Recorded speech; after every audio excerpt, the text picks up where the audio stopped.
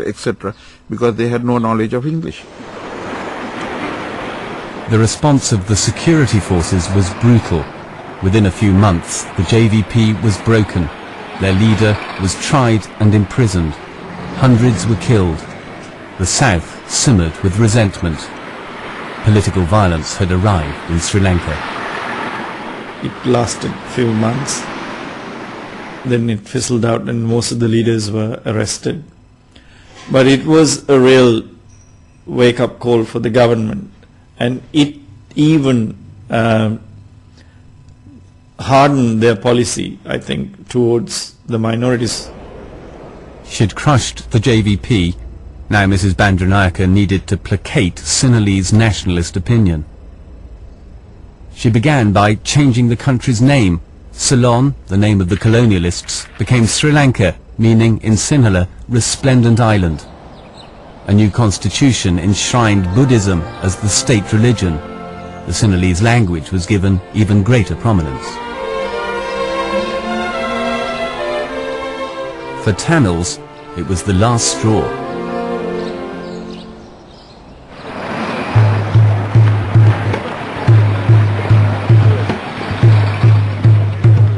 There began to be a shift in Tamil politics. There was a greater emphasis on the need for devolution.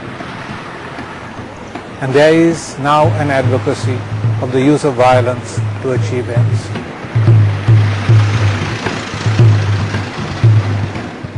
Now, the effort is to try to mobilize other groups to get solutions.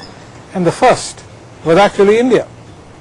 The Tamil nationalists sought the support of the Indian government to help them gain their objective. Sri Lanka is separated from India by a narrow waterway. On the other side, in Tamil Nadu, live 50 million Indian Tamils, 3 times as many as Sri Lanka's whole population. Tamils on both sides share the same language and culture. Tamil Nadu was a natural sanctuary for Sri Lanka's militants. By this time, a bewildering array of Tamil fighting groups had emerged in Sri Lanka. Among them, a group calling itself the Liberation Tigers of TamilNet, or LTTE.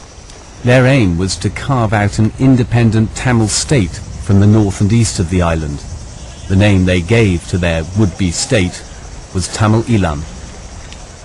Liberation Tigers of TamilNet, or the LTTE, was born in 1972.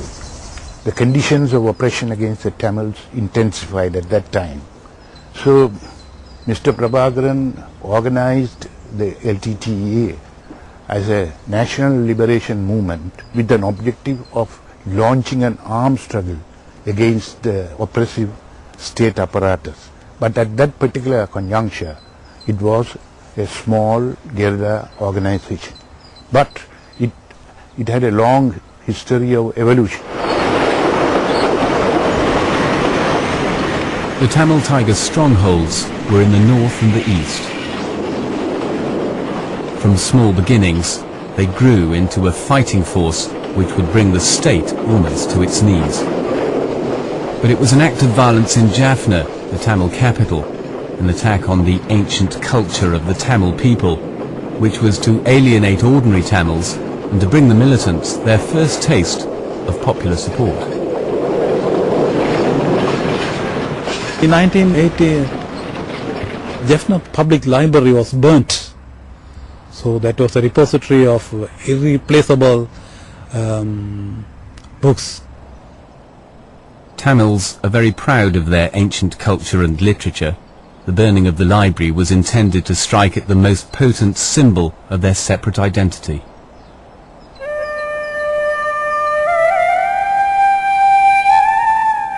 We went there to the library to see it was burnt and half-burnt pages. The whole building is carpeted with these ashes.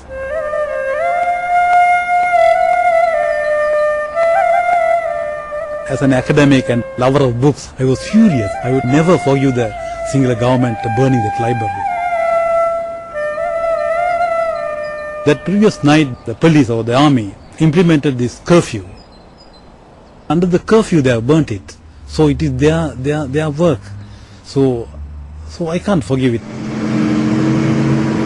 In 1983, an act of retaliation. The Tigers killed 13 Sri Lankan soldiers in an ambush, their first big attack.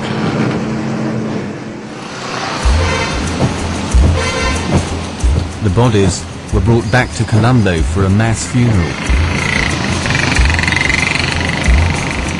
The civil war had begun.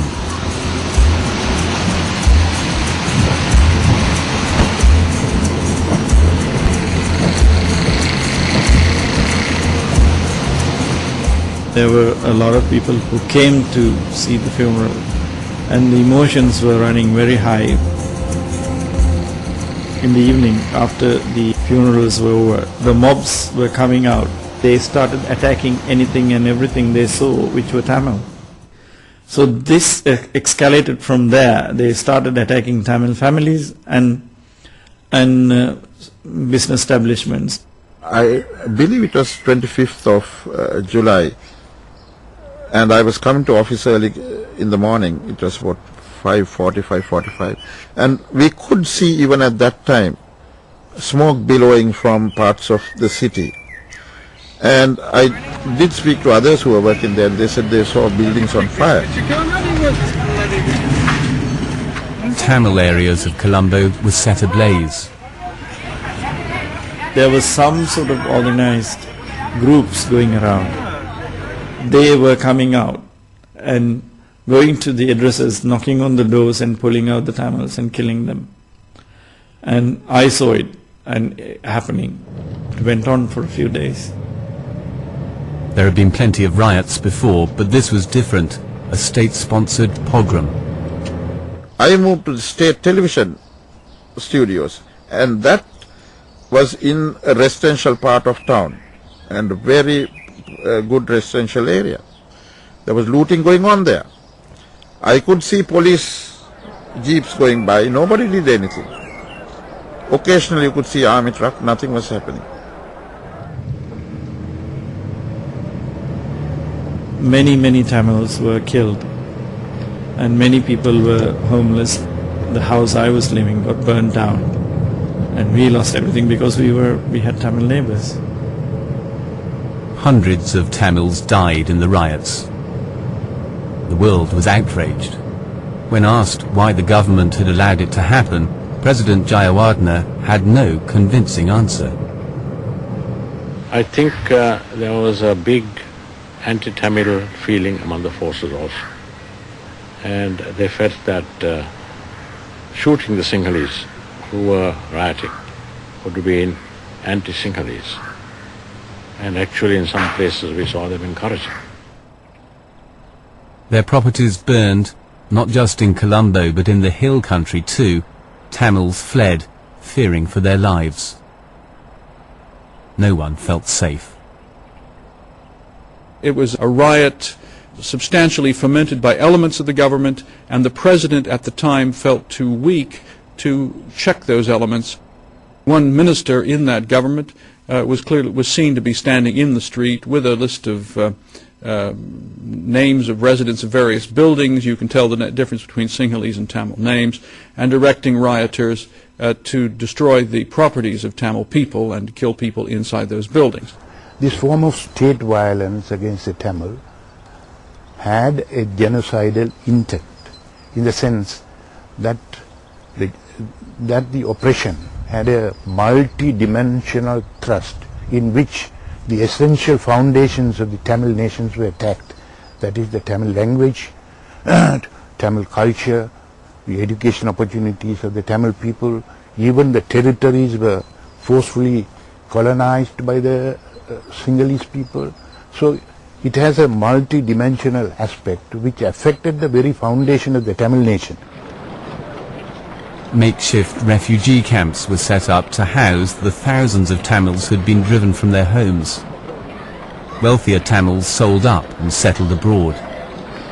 Less fortunate ones were forced to stay for months in converted schools and temples.